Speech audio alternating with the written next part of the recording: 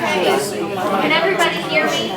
Yes. Maybe we'll go up a little bit. Does that sound good? Yes. Wonderful. Well, we're so delighted that you're here tonight. Is it too loud? No, it's okay. I can also stand back a little bit. Is that volume good? Okay, here we go. We're going to find a happy medium. My name is Reverend Blair Suttner, and I'm so glad you're here. I think that I'll share quickly that this series was kind of birthed out of a need that we felt, and for me personally, my husband's father passed away in over the summer, in late summer, and we kind of had to make some decisions that we were unprepared for. So I just thought, you know what, I need to have these conversations, and we wanted to provide a space for us to talk about crucial conversations, crucial decisions. And tonight, Woody Spackman, Chaplain Spackman, will be teaching and kicking off our series.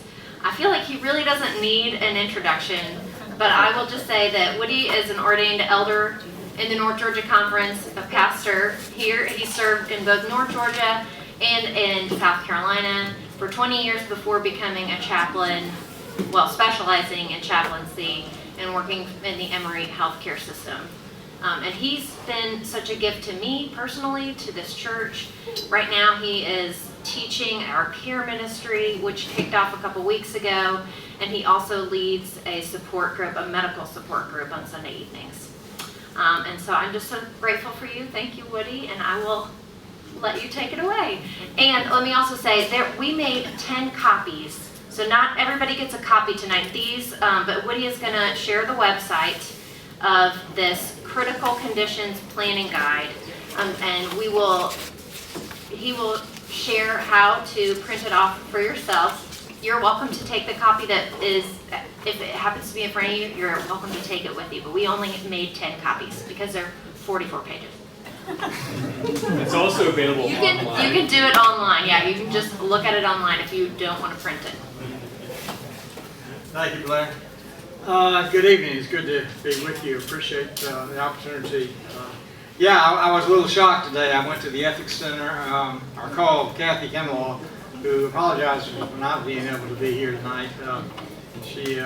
I'd really recruited her to make this presentation. She's so good at it. And she called me up, and she had family, and she had a board meeting, and all this kind of stuff. So I'm subbing for her. And I called her. I said, well, I just need 100 copies of Crucial Conversations. I didn't hear from her for several days. She says, well, we really don't keep those in stock any longer.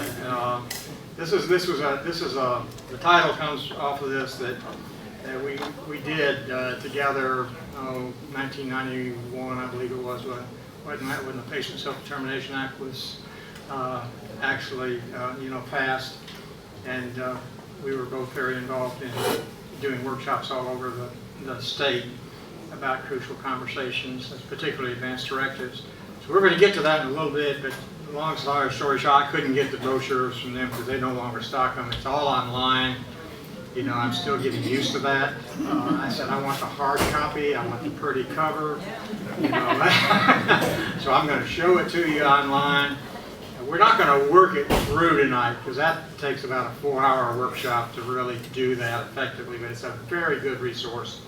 And we'll get to that, and I'll talk with you about it. This is the first of the series, and what I'm going to try to do tonight is to give you at least one model upon which you can build the decisions, so that you have some ethical, theological basis when you bump up these things. Like Blair said, you get into these situations with your parents or your children or yourselves or your spouse, and all of a sudden you're already in shock and you don't have any way of thinking about it. And of course the big thing is to pre-plan. We're going to roughly show you this guide, and Paul's going to do more of that. During this 5 sessions, if you haven't gone online and looked at it, we're going to do several things. I'm going to lay a foundation, and then next week Larry Minix is going to talk about options for and decision making around when to make a physical move and where do you move. You know, assisted living, skilled care nursing, independent living, stay in your home. He's going to, that's his real bailiwick and understanding. And he was at Wesley Woods for many years. He hired me down there, where I spent about 10 or 12 years down there. And then he went to Washington. He was our man in Washington for a long time with the American Association of Aging. And he can give you a lot of data about that. And then on week 3, Paul, right here is going to talk with you about elder law, the kinds of documents, in addition to an advanced directive, that you might need, and how to go about planning for that, and what are the essential kinds of things for that.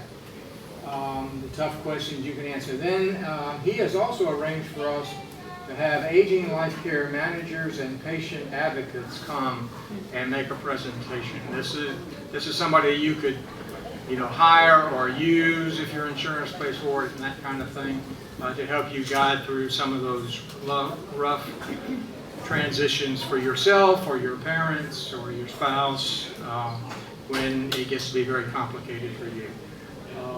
Am I describing that rightly? There you are, and they're two of the least understood or appreciated people who work in the senior niche, but almost every client I serve who has complicated medical needs somebody to connect everything, and that's what they do. Okay, all right, so that's a connection. And then we have, let's see, where is 5? How do you wish to be remembered? In our guest over here, blocking on your name.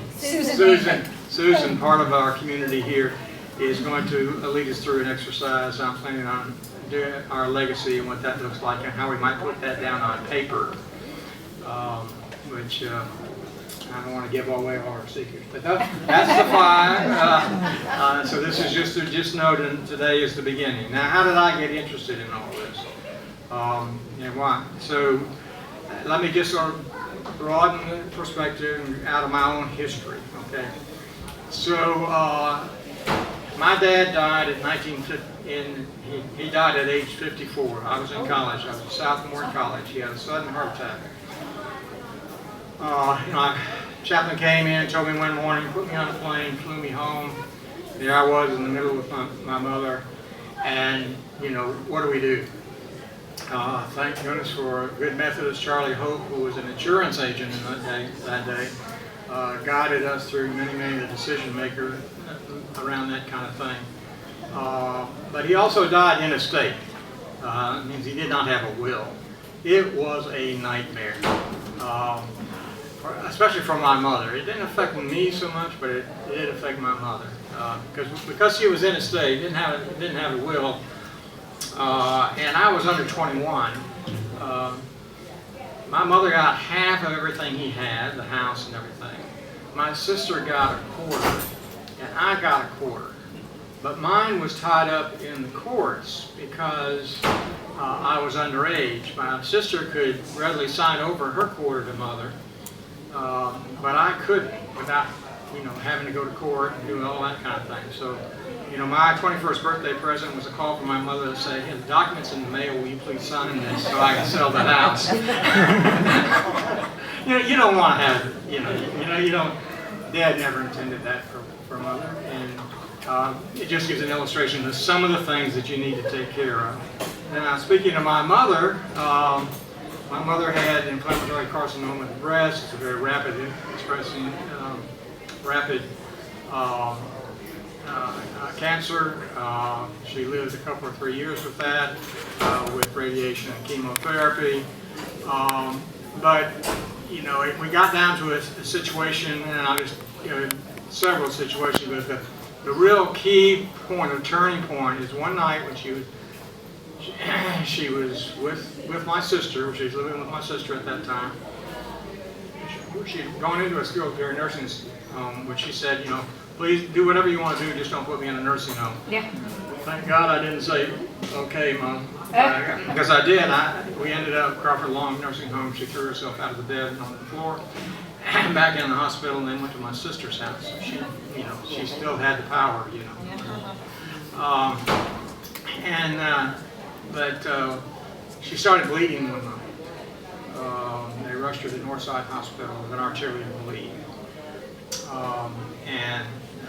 I went out there and met her there, and they couldn't get it stopped, and so I put her back in the ambulance, brought her to Emory where I was working, and I knew everybody. The doctor said, they were going to have to amputate her arm. Now, she had already said she didn't want her arm amputated, and she wouldn't make the decision. She wouldn't sign the consent to the doctor to take it off so he could try to seal off the artery. He said either way it's 50-50. He didn't know whether he could save her life or not. Called me in there, and she wouldn't make the decision either for me. We had not talked about that level of decision making. And the interesting part of that is that if I had been pressed to make the decision because of what I knew about my mother, I would have said, don't take her to surgery, don't take the arm off, based on her previous. When another chaplain went in and she did make the decision, she decided to have the amputation, and she lived for another 6 months or so. Not well, but she lived, and she was able to accomplish some things that she needed to do, like planning her funeral and giving away her precious things to us and to the granddaughters and things like that. So she clearly had some things that she wanted to do, but I didn't know that. So we had not talked about that, and that's what this booklet is about. So you can talk about those kinds of things, and there are scenarios in there that will help you work through. Then I had my first parish, I had a man who, I had a young person in my youth group there in Greenwood, South Carolina. His dad had kidney disease, and he went on dialysis. Now in those days, this was 1966, in those days in South Carolina there were 2 kidney machines, dialysis machines, one in Charleston, one in Columbia, 2. So you have to get in line, somebody has to decide who gets it and who doesn't. And make a long story short, he tried that for a few cycles, decided that wasn't for him, took himself off the ventilator, not the ventilator, but the kidney dialysis, and died of uranium poisoning, of course. That was in some of the early days. There are a lot more than that now that we can do for folks, like ventilator support and things like that. Once somebody, say, has been resuscitated. So things like whether you want to be resuscitated or not, whether you want to be on the ventilator, if you're going to be on the ventilator, how long do you want to be on the ventilator, depending on what the medical condition is and that kind of thing. And then there's even things like brain death. Is brain death really brain death? A lot of controversy about that. How do you determine brain death? What you see on Grey's Anatomy is not what you see in the hospital, in my experience. I love it when they go in to resuscitate somebody on Grey's Anatomy, and they're pumping the chest, and then all of a sudden they wake up and they're just fine, and talking about everything that's happened. That is not the scenario that I've witnessed over the 28 years I was in the hospital. And there's some times I have heart disease. If I was to collapse right now with a heart attack, I'd want to be resuscitated because I have a fairly good chance of being coming through that kind of thing. If they can get the 911 works and they get here and resuscitate me and get me to the hospital in time. But then they put me on a ventilator, and if I'm on a ventilator for 4 days, the chance of me coming off the ventilator is very slim, and I wouldn't want to be kept on it. My wife knows that, my children know that, everybody who would be involved in that, my pastors know that. So that's the kind of thing we're talking about. But I've had a lot of chance and experience to deal with that and to think about it. So how do you think about that? So, there are no real rules with it. But I spent most of the last part of my time at Emory clinically was in the area of ethics. And I find this scenario that I'm going to share with you a foundation for making the decisions, in your head that you would be doing with me and Paul and with others as we go through these crucial conversations. So just in general ethics, when you talk about ethics, we're not talking about, it's similar, but it's not the same as business ethics. I mean, what goes on, what you see on the news in terms of ethical financial arrangements and how those get breached and things like that is a little bit different. But ethics has to do with establishing and maintaining vital and significant relationships. It really has to do with trust and relationships with yourself, with God, and with others, which is a spiritual definition. That's what's the definition of spirituality by the World Health Organization, is one's relationship with self, with others, and with God or whoever you hold holy. In the religious tradition we live in the Hebrew Bible and in what we call the New Testament, the Christian scriptures, there are hints toward this. For instance, one might say that the Ten Commandments are a list of ethical principles based on the Jewish thought and understanding of God. Things like the Beatitudes, Jesus' words like love your neighbor as yourself, are ethical principles. This is a different language, but they're helpful in when you sit down to make your own decisions. They're principles of conduct, how we act every day in our family, how we act in our businesses. The city of Atlanta's just gone through this thing. The woman, I can't call her name now, it was on trial, federal trial, was convicted of bribery and that kind of thing today on Mitzi Vickery.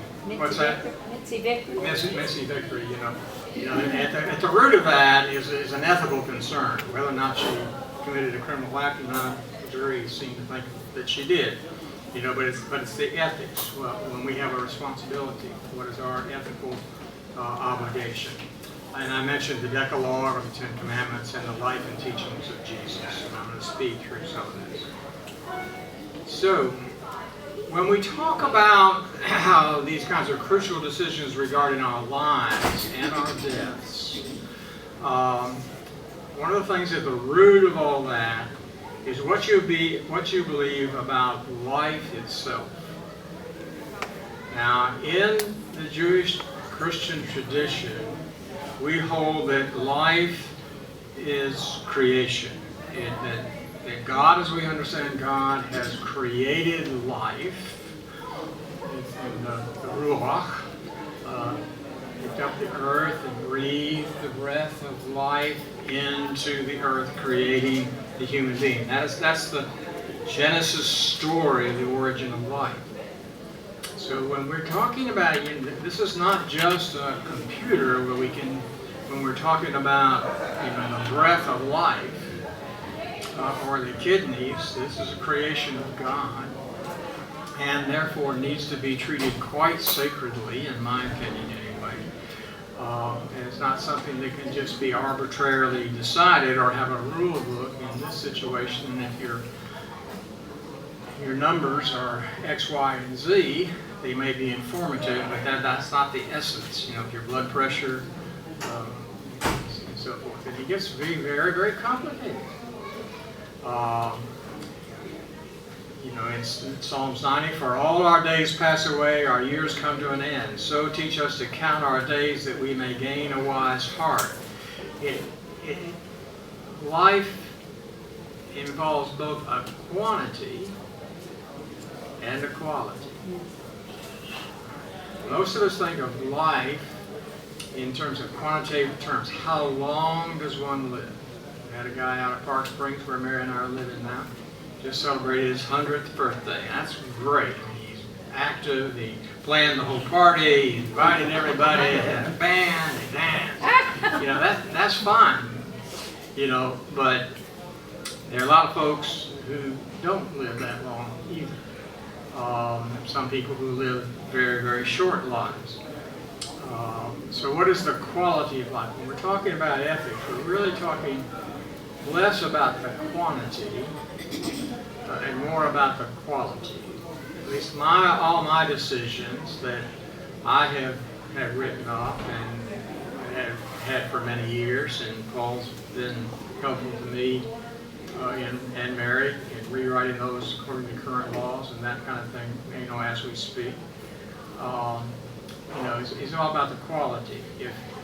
For instance, I've told Mary if something happens to me and I lose my ability to be in relationship with you, I would be able to converse with you, share with you, know your presence, that kind of thing. I'm not interested in maintaining my breathing at all costs. That would be on a ventilator or something of that nature. I don't see much sense in that. I've been with too many people. Now there are other people who do that. I had one case, folks, that was very interesting without violating any kind of confidentiality. We had somebody in the hospital, and I've forgotten the circumstances, but ended up brain dead. The family was in such high denial of that that they would not accept it and would not allow us to remove the ventilator. Though we had the legal right to do it, doctors had the legal right to do it after the 3-day tests and so forth that are done. They would not give us permission. And we hated to override that, tried to give them as much time. I mean, they went so far when we finally said we're going to have to do this. You know, we can't keep somebody in the ICU on the ventilator, using all these resources, getting no reimbursement for it. Nobody wants to think about that, but that's a very costly kind of, you know, it's thousands of dollars a day that no insurance company will reimburse once you're declared brain dead. So we gave them another 24 hours and said we were going to remove it, you know, when I was there. And that night I got a call from one of the nurses that says, we've just been served papers and we can't turn off, we're going to order by the court not to turn off the ventilator. Now, we went through all that and they finally the court agreed, but it took up the doctor's time and my time and a lot of other people's time to go in and testify about these kinds of things. And then finally they accepted it, and it turned out to be a fairly decent experience. But these things, you know, it has to do about quality versus quantity. And then they got into a religious thing too about miracles, and we're going to talk about that a little bit. You know, and what do you do? I mean, it's sort of hard to argue with, we're waiting for a miracle. You know. So we're going to talk briefly, you know, about that. So, all right. So what we talk about the will of God. So Leslie Weatherhead was a pastor in London during the Blitzkrieg. And his parishioners were asking a lot of questions about why God, how God could do this kind of thing. Similar to what Dalton was saying, if you happen to hear his sermon this past Sunday. Questions about why and how could God, a loving God, do this and that kind of thing. So this person, it was their sons and their daughters and their husbands were being killed and they were being bombed every night, not unlike what's happening in the Ukraine today. So he preached a sermon, a series of sermons really, and he talked about the providential, the circumstantial, and the ultimate will of God. And these are some of the most helpful concepts that you can think about theologically. If you find yourself in a situation, I don't know what your situation was, Blair, but if you find yourself in a situation, you know, and you're a person of faith and you believe in hope and you're wondering what the will of God is in this situation. So essentially, the providential God is, what is God's original intent for us in our living? And in the Hebrew Scriptures, you have all through the creation story. He created the heavens and the earth, and he called it what? Good. Good. All right. So he created the earth and the water, and he called it good. He created human beings, and he called us good. This is so we can pretty much assume that God's ultimate or providential will, or the intent, is for us to live life well and abundantly. And that's in the Scriptures as well. But there are also circumstances that occur. God's intent for my mother, was to live well and to live healthy. But she got this weird, aggressive cancer that we had very little ways of attacking back in the 60s. We had a little bit of radiation, we had a little bit of chemotherapy, but nothing like what we have now. So I had to ask the question, given the fact that she has this aggressive cancer, what is the will of God in that particular situation? My answer for myself, and pretty much for her as well, she wanted to live as long as she could pain-free. She didn't like pain. She raised a son who doesn't like pain. Who really likes pain? So but she wanted to be alert, and she wanted to be able to relate to my sister and to me and to our grandchildren. I had people when I worked in the oncology clinic that their circumstances were some. They knew they had a mortal illness. But I can remember one woman that I saw every 3 weeks when she came in for her chemotherapy. And she told me, I had a rolling stool and I would go from chair to chair. We didn't have little private infusion rooms in those days. We just had one big room like this, and we had chairs around. They hook them up, and I had a rolling stool, and I just rolled from chair to chair, and held people's hands as they were getting stuck, and talk with them about their hopes for life. And I had one woman says, I want to walk down the aisle at my daughter's wedding. And she became more and more infirm, more and more infirm. She would come in. She came in one time with a cane, and then she came in the next time with a walker. And next time she came in a wheelchair. Then her daughter got married, and she came back and died about a month later. That God is with us no matter what the circumstance is, and in the Christian faith, life is eternal. A man by the name of Jürgen Moltmann wrote a book, marvelous book, very difficult to read, German theologian, on the theology of hope. Very helpful to me in understanding what this is all about. But and it's different than wishing. I wish my mother didn't have cancer. I wish my dad had not had a heart attack and died, because I missed out on getting a lot of his stories and understanding some of my heritage, because I didn't have any opportunity to talk with him about that kind of thing. So hope is another kind of value that we hold, that we must analyze critically in the given circumstances that we find ourselves. And as best we can, talk about that with ourselves and with our clergy and with our families as much as we can with what might happen to us. We don't know, I don't know that I wouldn't be in a major accident going home tonight and Mary be thrust into this kind of situation. So, but she knows me enough, and we've talked enough about these kinds of things to know what I would want. And that's what we're sort of trying to work here. But then we have to deal with miraculous intervention, just like that, the brain death kind of thing. I would have people, you know, well, chaplain, we're just waiting on a miracle here, you know. And I was out in the hall with the doctors. I knew what the situation was.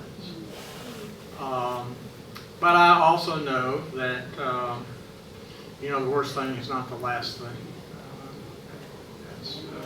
You know, Dalton quoted that in a sermon not too long ago. So what do you do when you talk about, people talk about, well, you know, you just have to hope for a miracle. What miracle? What miracle are we hoping for? Are we hoping for the miracle that we'll be able to get up and walk? That we'll live through this, you know, until we have a chance to say, you know, goodbye to our families or to our children.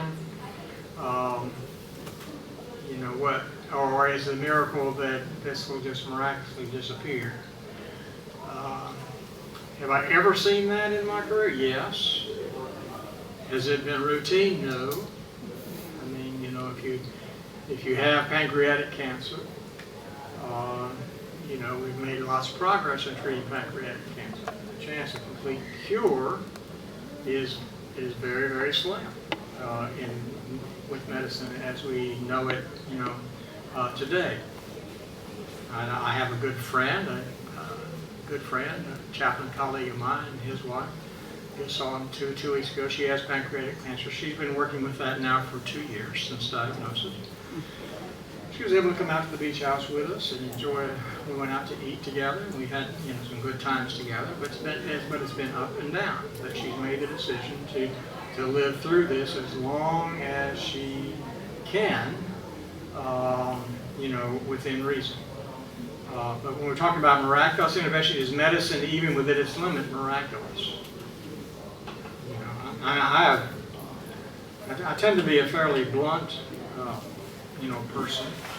I have occasionally, when somebody has just refused to, you know, denial is so high that they could not make a decision about removing a ventilator or something like that. I say, and they say, well, we're waiting for a miracle, chaplain. We're just waiting for a miracle. I said, well, you know what the real miracle may be?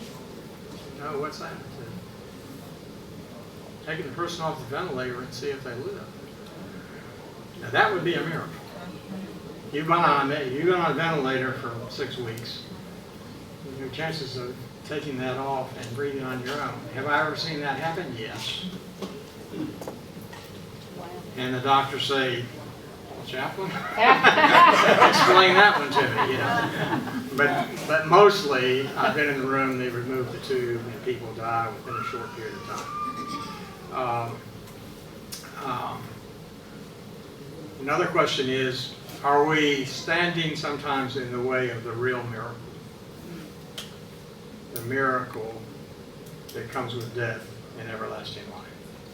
And I've also seen families out of their own guilt or their own need to have somebody close to them, their own denial, lots and lots of reasons. They stand in the way of the real miracle when somebody's been in real pain and that kind of thing. Isn't the real miracle God's intervention without human inventions? We can literally, folks, keep people alive almost indefinitely. Let's put it this way. We can keep bodies working almost indefinitely.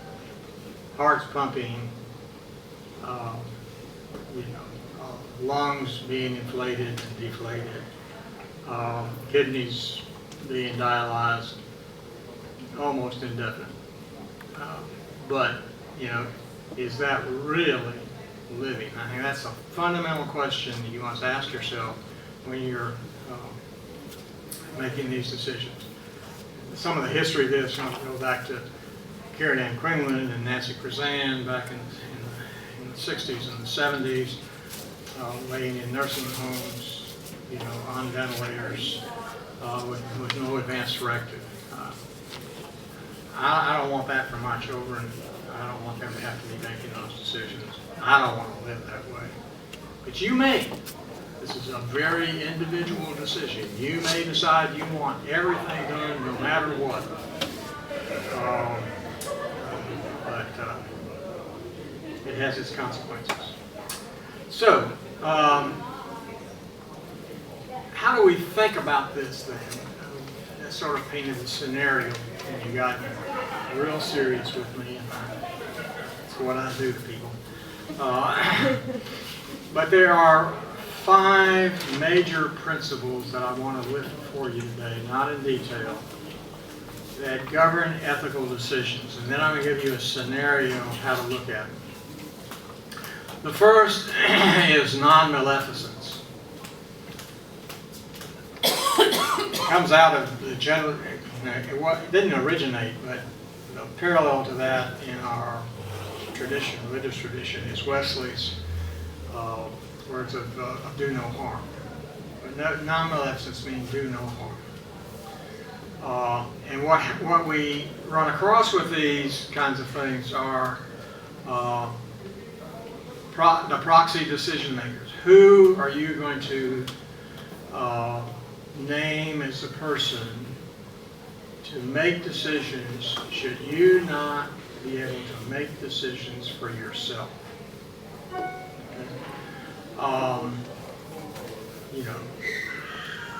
The law has Georgia law has a list of people, one after another, who can make those decisions. But you may not want that. I mean, spouse, then son or daughter. I mean, there were times in my life that I wasn't sure I would want my son to be making life and death decisions. You smile, you know. But it also might not be fair to put decision making on your spouse or your son and daughter. You may want to have your brother, or you may want to have your attorney or your doctor to make that decision. You have the right to appoint a person to be making those decisions. Oops, what happened here? We deal with this with the issues of futile. Doctor walks in and says, there is no more treatment I can give you for this. There is nothing I can do, usually to the spouse or the son or the daughter, because you are usually unconscious. This is where we get into the examples of whether we withhold or withdraw treatment, withdrawing treatment that's already been put on. In an emergency situation, you go in the emergency room, they're going to do everything they can. They're going to intubate you, put in a ventilator, that kind of thing. And then they come out 2 days later and say, you want us to keep the ventilator on, and things like that.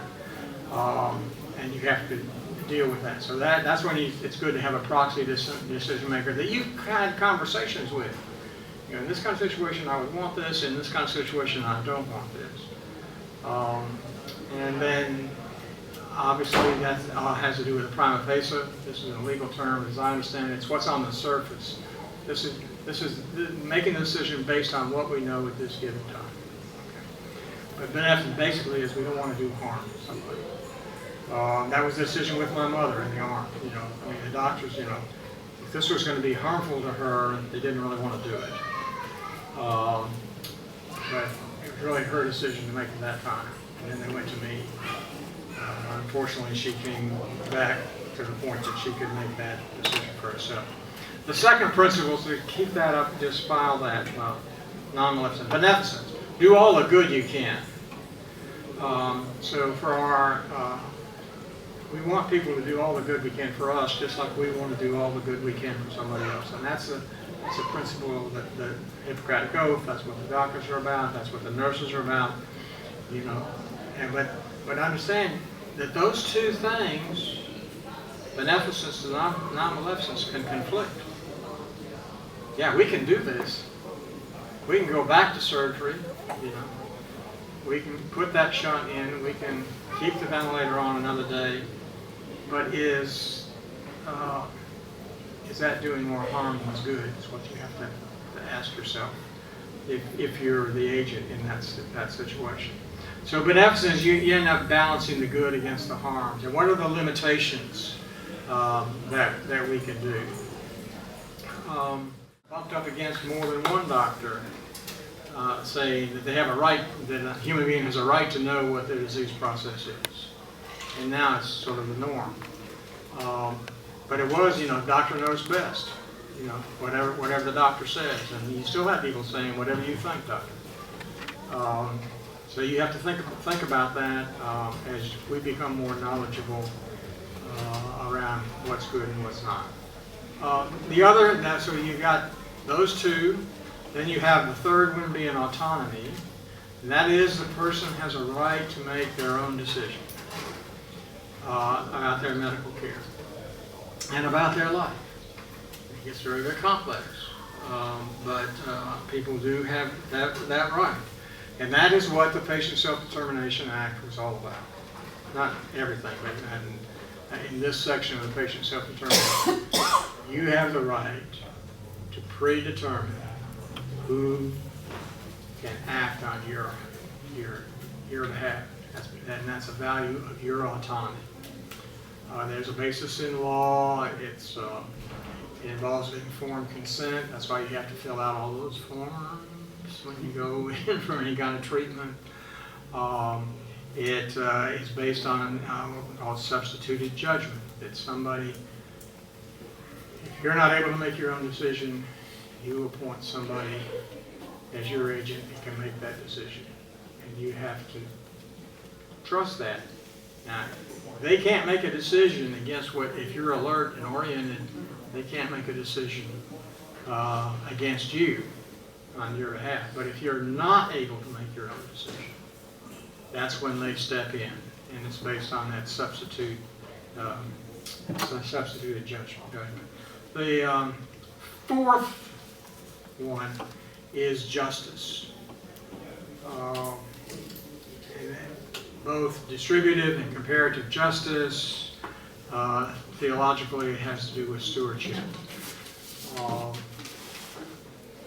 How much, if I take this resource, does it mean somebody else is denied this resource? This gets really, really tricky. But it goes to the heart of what you and I are about as members of this church and a member of the community. We can get very global about that.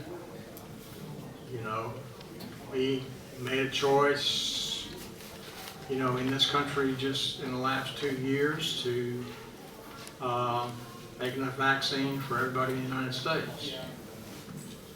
But that meant that, and I don't know how much we've been able to do, a lot, but it meant that some other countries did not get that. You have to ask yourself, was that a just decision or not? These are very difficult things.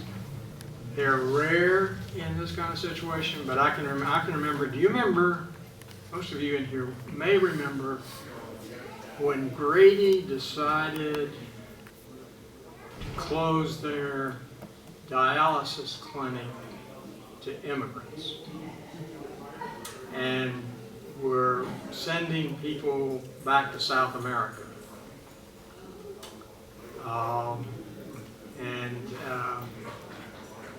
Their basis was that they didn't have enough money to run the dialysis clinic for all of these people that were uninsured,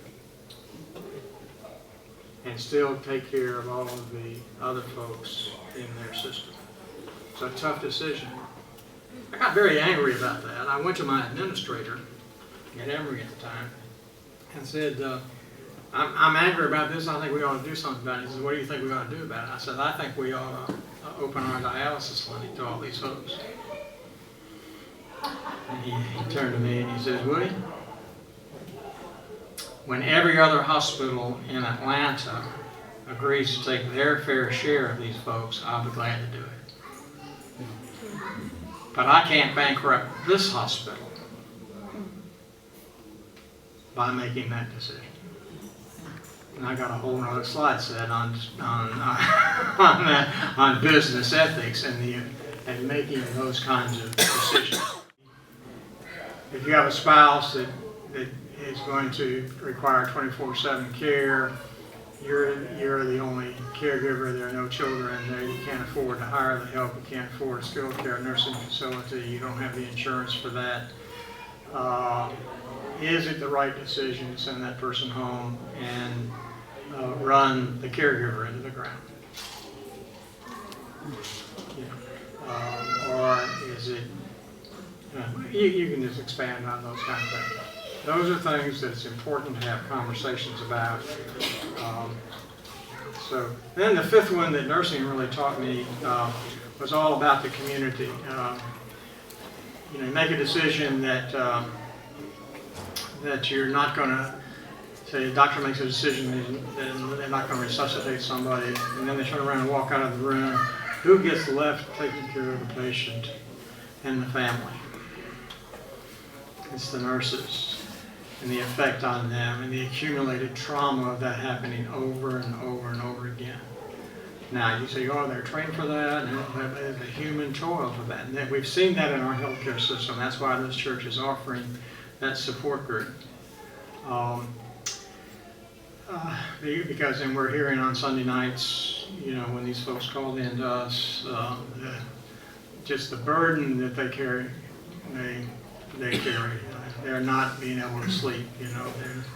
They're talking about having to, in the early days of the pandemic, you know, you read some, you know, but the real stories, you know, stripping down in the garage and going in, taking a shower before you can hug your children. I mean, those kind of things take a toll. So, do all the good you can, yeah.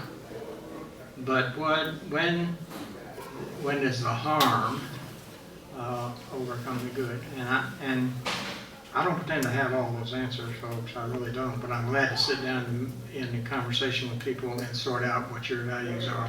So, just a quick way of doing this. If you get yourself into a dilemma like this, and you're thinking about these principles, one way to doing it, and this is something that Johnson and Siegler and Winsley put together, what they call the Quadrants for ethical case analysis.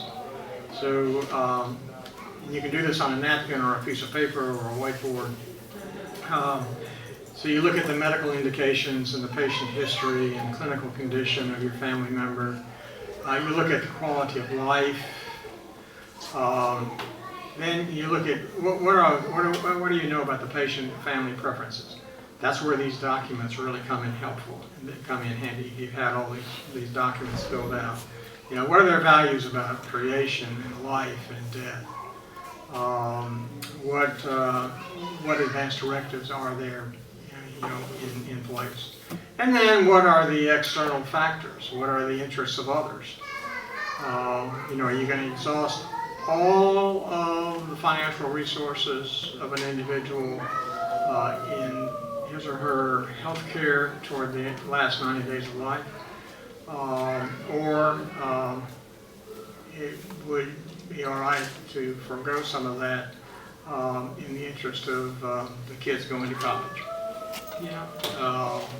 Now this is just kind of a practical. I'm just trying to be real practical with you now, and you can disagree with me. What are the costs? I mean, there are costs with medical care that are just far out of reach for any one individual. Especially when you get into transplantation. Transplantation is a whole other issue that we get about who gets transplanted and who doesn't. And then what is the legal status about this? So it's just a helpful tool to think about this. All right, so back to the Methodist part of this, and then we're going to get on to this book in the last 4 or 5 minutes. The general rules: do no harm, do good, and attend the ordinances of God.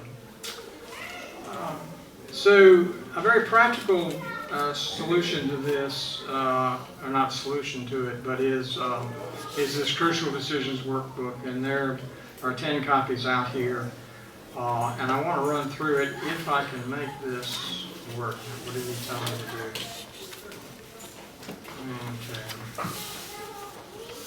didn't work. Where'd he go?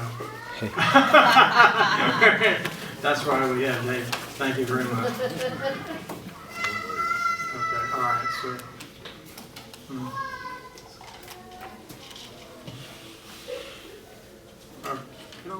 Oh.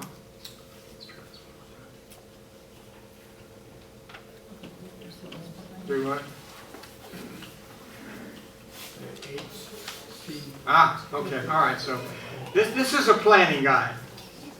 Now you can get this, you got a piece of paper there, you can get your own copy, you can look at it online and print it out for yourself if you want to. It's capital HC ethics, healthcareethics.org. And then you go to Advanced Care Planning on the tab, and it'll bring up this book. If you're interested, you know, in this, if you email me, I can send you a copy of the PowerPoint presentation. You know, so, all right. So there are conversation starters. Then there's individual worksheets. There's a copy of the Georgia Advanced Directive for Healthcare, and that's the latest copy of that. You can also get that at georgia.gov, which is the actual official document that you want to fill out and have signed. I think Paul's going to go through that in much more detail with you. I actually can't. The good news is Georgia's used the same form since July 2007. If your document says Georgia Advanced Directive for Healthcare across the top, whether it's 6 pages or 26 pages, it's the right document. Okay. And the reason I can't go through it is that when I go through it with clients, we spend about an hour going through it because there's so much there to discuss. Yeah. But if you want to, Blair, if we wanted to have a workshop where we all sat down at table and filled out all this together and had Paul there to help us and things like that, you know, we could do something like that. We just felt like that was too much. The real important part of this particular things are the scenarios. For instance, Sam, age 44, has just been told, same thing. Yes. He has a serious illness. We'll call his health to deteriorate slowly. Because there's no cure for his illness, Sam will eventually die. However, there are treatments that can help Sam live longer. In thinking about his illness, Sam is anxious about his future and is concerned about the cost of his treatment.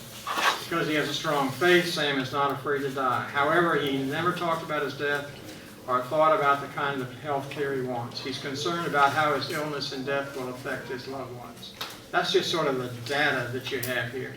And then you sit around the dinner table and talk about this thing with your family or your spouse.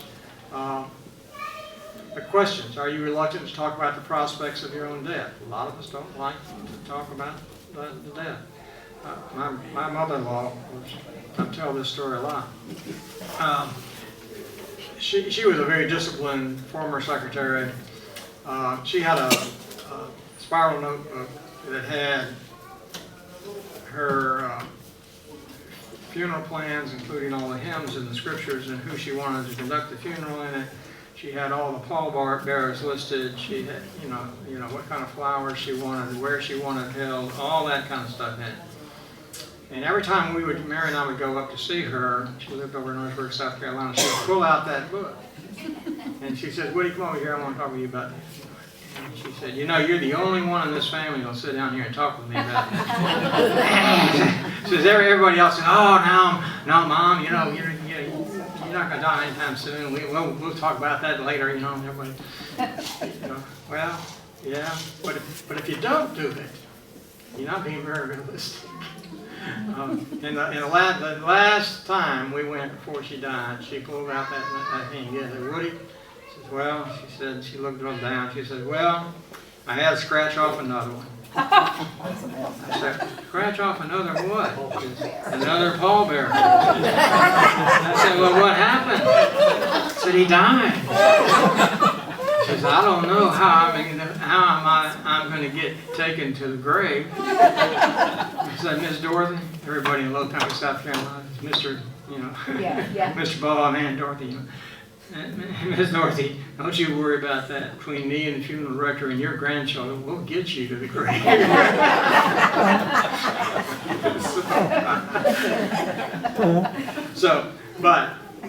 Do you have religious, spiritual, or moral beliefs that play a part in how you feel about extending life with medical treatments? With concerns about money? Oops. I really don't know what to do now.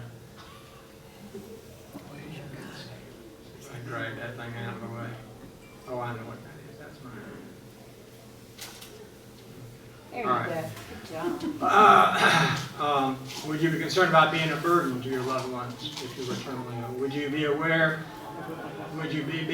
Would being aware, being free of pain, remaining independent, or other issues about quality of life play? How would having to make these decisions about your care with loved ones? There's some definitions. Your views on prolonging life, and there's another scenario there. And there are about 4 or 5 scenarios that will give you, this last one is on receiving water, food and water through a tube. We try to make it real simple. In the hospital, you're talking about withholding or withdrawing hydration and nutrition. Some people say, well, that's committing suicide. Not my experience. People have died from not eating and not drinking for generations. And the research shows that it's really a fairly painless way of dying. After the first indication of that sort of hunger sensation, like if you've gone through a fast or something like that, there's not really any pain, with that particular way of dying. The Indians, and the natives really did a lot of that. Eskimos, they'd go off and, outside the village in a tent or igloo, and die. But people have real feelings about that. Living on a breathing machine and so forth. All the discussion questions. Then there's the question about organ donation. Whether you're an organ donor or not, would want that. Thoughts about your death. What do you want to be done with your body after you die? Interesting to see the sociological changes that are going on during the pandemic. We've made a drastic move toward cremation, including Mary and I have chosen that over my children's objection. But that's largely a stewardship issue. The cost of that and the ground it takes to bury a body. Then there's an individual worksheet. It's a guide that you can fill out with check boxes about what you want, what you don't want, prior to filling out, and you can share that with folks prior to filling out the official documents. And unless things change, those documents need to be witnessed, but they don't have to be notarized. So you can, you just don't want it witnessed by your next of kin. I hope it's been helpful. It's serious business, but this is exciting to have this many people show up on Wednesday night to go through this. If I can help you, if any of these folks who are leading different sessions can help you through the next 5 weeks, we'll be happy to do that. Yes, ma'am. It doesn't have anything to do with the meat of what you said, and excellent for us to be thinking about all those things. But will this be on Zoom too, or just in person? These presentation be on Zoom? That's a Blair and David question. I know you're We filming. can make it available, the PowerPoint, we can make it available. Okay, but the question was Zoom? Oh, could you stay at home and take part in this? Well, can you watch from Oh. a different location? Or watch from a different location? Yeah. We've been recording it. From the beach? Yeah. No. I can But we have I can zoom mine, no problem. All right. Oh, Yeah, okay. I used it every day. It's just easy to set up a camera and hit record, and it will. Wow. You can simulcast. You can have it available as a recording. It's pretty easy to do. Wonderful. Yeah, okay, so it sounds like we can do it. David's shaking his head. Yeah. We didn't think about that tonight, but yeah, okay. So we Bill and Woody go way back. Please excuse him. Yeah, way back. Okay, any other questions of me? Well, I think it's 7 o'clock. Yeah.